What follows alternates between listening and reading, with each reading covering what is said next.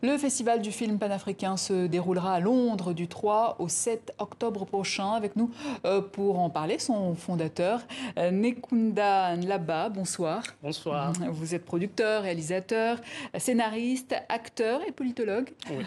Alors après une longue carrière dans le cinéma, notamment à Kinshasa, d'où vous êtes originaire, vous fondez ce festival en 2022. Qu'est-ce qui vous a inspiré ? Au fait, on a commencé avec l'idée du festival déjà bien avant la pandémie de Covid. L'idée, c'était d'avoir un festival dans la ville de Londres, qui est une ville multiculturelle, et aussi avoir un autre festival dans la ville de Luanda.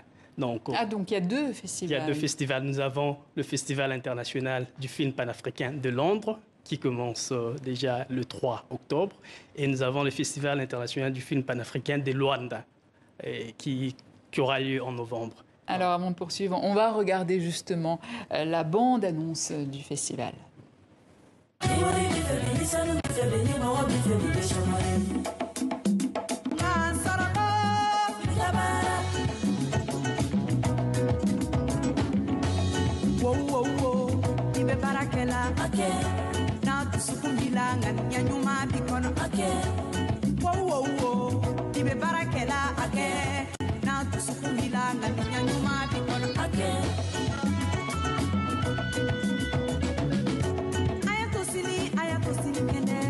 Quels sont les critères pour présenter à ce festival ?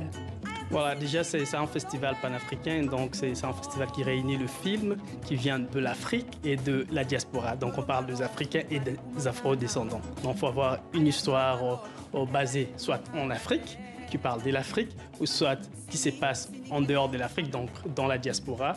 Ça peut être en Europe, ça peut être en Amérique, etc. Mais ça doit parler des communautés africaines. Alors on a vu dans la bande-annonce qu'il y en a pour tous les goûts. Il y a des documentaires, du long-métrage, du court-métrage, de la fiction.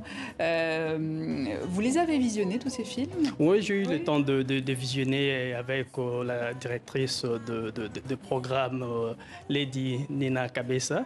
Donc voilà, parce qu'on devait vraiment être strict par rapport à la vision du festival qui est là juste pour promouvoir le cinéma africain, donc l'industrie cinématographique africaine, mais aussi promouvoir les cultures africaines à travers les cinémas. Donc on devait vraiment regarder tous ces films pour que ça puisse cadrer par rapport à la vision du festival. Et alors dites-nous, est-ce que vous avez des chouchous parmi toutes ces œuvres ? Là, c'est très compliqué de faire les choix, mais il y a beaucoup de bons films. Il y a beaucoup de bons films, mais déjà à l'ouverture, nous avons le film au Pema, qui est réalisé par Victoria Neto, déjà, qui vit en France. Et nous avons le film Edjoua, qui va ouvrir le festival aussi, donc le long métrage d'ouverture, et qui est réalisé par Nganji, donc un Congolais de la Belgique. Donc l'histoire se passe en Belgique et puis en République démocratique du Congo. Et on a tant de bons documentaires aussi, et également mon documentaire Royaume Congo, à la recherche du royaume des trucs, qui sera aussi présenté dans le festival. Nous avons des films d'animation, beaucoup de bons documentaires en tout cas, et les choix est tellement compliqué. J'imagine. Est-ce que vous avez le sentiment que le cinéma panafricain a sa place aujourd'hui dans les autres festivals internationaux ?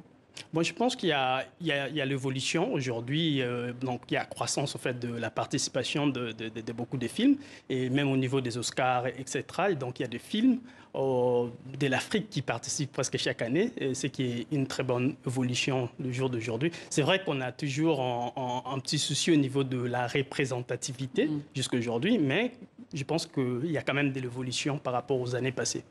Et si vous aviez un conseil à donner aux futurs jeunes cinéastes qui veulent se lancer dans l'industrie du cinéma, quel serait-il ?